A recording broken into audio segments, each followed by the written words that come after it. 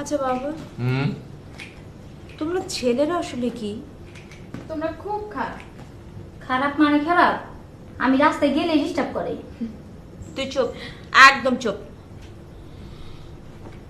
আসলে পুরুষ মানুষ হচ্ছে সৃষ্টির সবচেয়ে রহস্যময় প্রাণী, আবার দুর্ভাগ্যও বটে। বুঝতে পারলাম না। শুনবি?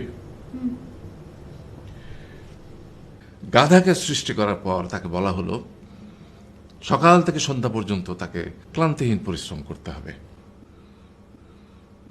সারা জীবন তাকে পিঠে ভারী বোঝা বইতে হবে, খেতে পাবে শুধু ঘাস, আর তার মাথায় কোনো বুদ্ধি থাকবে না।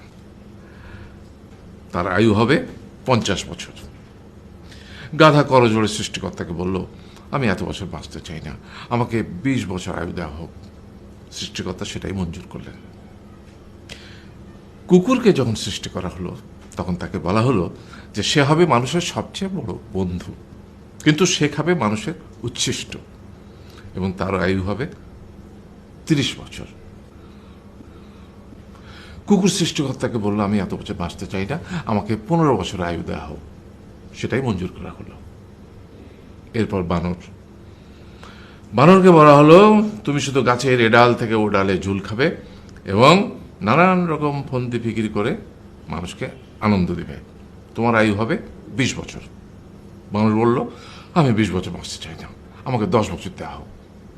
সেটাই মঞ্জুর করা হলো। এবার এলো পুরুষ মানুষের পালা।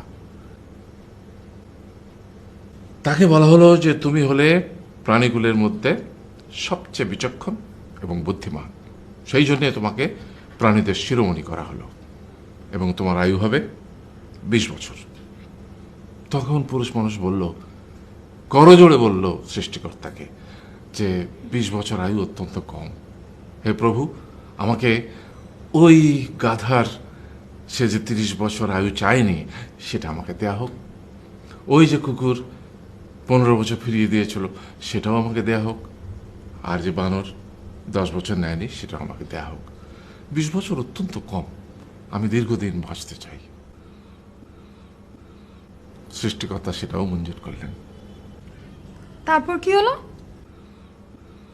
সেই থেকে ছেলেরা পুরুষ মানুষ হিসেবে বাঁচে 20 বছর, তারপরের 30 বছর সংসারের বোঝা পিঠে করে বয়ে বেড়ায়, সেটা কার মতো? গাধার মতো। তারপরের 15 বছর সে তার ছেলেমেয়েরা যা দেয় সেই রকম ঠিক কুকুরের মতো উচ্ছিষ্ট খেয়ে বাঁচে। আর তারপরে বৃদ্ধ বয়সে ঠিক বানরের মতো, যেমন গাছের এডাল থেকে ওডাল ঝুল খায় বানর, তেমনি এই ছেলের বাড়ি থেকে ওই ছেলের বাড়ি, আর নানান রকম ফন্দি ফিকির করে তার নাতি নাতনিদের আনন্দ দেওয়ার চেষ্টা করে।